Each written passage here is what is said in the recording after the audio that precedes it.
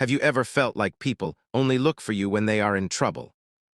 Have you ever sacrificed your own plans, your precious sleep, or your mental peace to assist someone who doesn't even remember your name once the work is done? If this sounds familiar, you need to hear this story.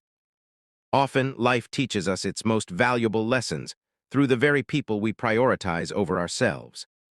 In a quiet, sleepy town bordered by tall grass and ancient cottages, lived a man named Daniel. He was a familiar face to everyone. If a fence needed painting, people called for Daniel. If heavy furniture needed moving, they knocked on Daniel's door. If someone was feeling lonely and needed a listening ear, they went straight to Daniel. He never refused. He would simply smile warmly and say, "Don't worry, I will handle it." He truly believed that being at everyone's service made him a good human being, and the townspeople praised him for his endless generosity. However, without noticing it, Daniel began to lose ownership of his own life. His own backyard was overgrown with weeds. His windows were cracked. His roof leaked. His personal problems were stacking up, but instead of addressing them, he was busy fixing the rest of the town. Every night he returned home exhausted, covered in dust. His mother would look at him with concern and ask, "Daniel, you save everyone, but who is going to save you?" Daniel would just offer a tired smile and say, "It's okay, Mom. One day they will return the favor." But that day remained a fantasy. One evening, dark clouds gathered, and a fierce gale began to blow.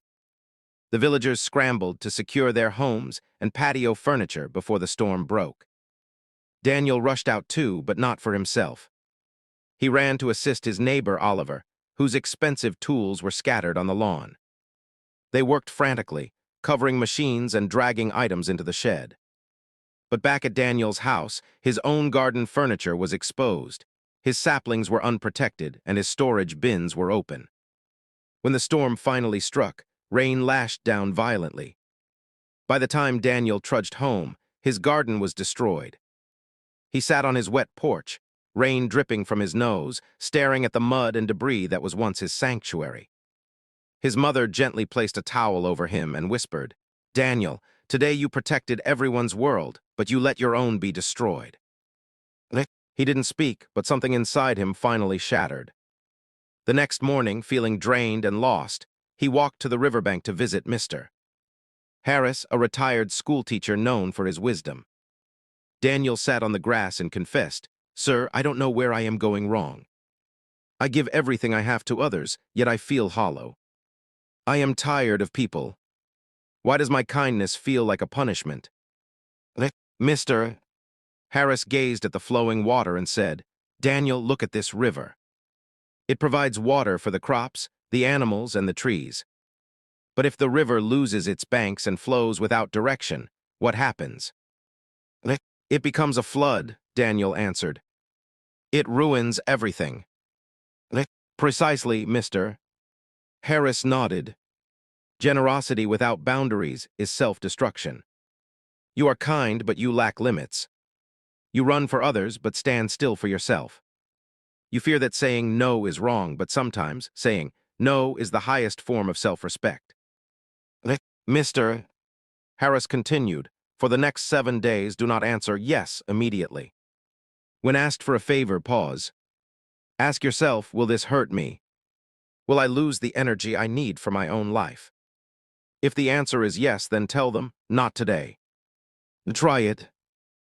The next day felt strange. By afternoon, Oliver came running. "Daniel, I need you to lift some heavy crates right now." Daniel looked at his own broken fence, which had been rotting for months. His instinct was to agree, but he recalled the river. He took a deep breath and said, "Oliver, I'm sorry. I have to fix my fence today. I can help another time, but not now." Oliver looked stunned. "You're refusing. You never refuse." Daniel nodded firmly. Oliver walked away looking annoyed, and Daniel felt a sharp pang of guilt, but he held his ground. 2 hours later, his fence was finally repaired. For the first time in years, he felt a spark of pride in taking care of his own home. Over the next few days, neighbors came for small errands, carrying bags, fixing leaks, but Daniel politely declined, explaining he had his own chores. That evening, instead of feeling used and exhausted, he felt energized and peaceful. On the fourth day, the rains returned. This time, Daniel's roof began to drip. He looked out the window, half expecting a neighbor to come help him, just as he had always helped them. But the street was empty. No one came. He could have felt bitter, but instead, he felt empowered. He grabbed his ladder and fixed the roof himself. It was hard work, but when he sat under the dry ceiling, he whispered, "So, this is what it means to rely on myself." Days turned into weeks, and Daniel transformed. He stopped jumping at every request. He stopped trading his sleep for people who didn't appreciate it. He woke up early to tend to his garden. He painted his house. He invested in himself. And a miracle happened. The townspeople started respecting him more. Oliver learned to manage his own tools. Neighbors stopped treating Daniel like a servant. The town remained friendly, but the dynamic had changed. Daniel looked healthier, his garden bloomed, and his laugh was genuine, not tired. He was no longer the man available to everyone. He was the man who valued himself. One afternoon, Mr. Harris walked by. He saw the vibrant flowers and the calm look on Daniel's face. "So," the old man asked, "did the world fall apart because you stopped saying yes?" Daniel smiled brightly. "No, sir. In fact, my world finally fell into place." Mr. Harris nodded. "When you stop saying yes to everyone else, you finally say yes to yourself. That is when life truly begins." "So, my friend, are you like Daniel? Do you give until you are empty? Remember this, saying no doesn't make you a bad person, it makes you a strong one. It means you are choosing peace over pressure. Your time and your heart are valuable. Protect them. The world will only respect you when you start respecting yourself."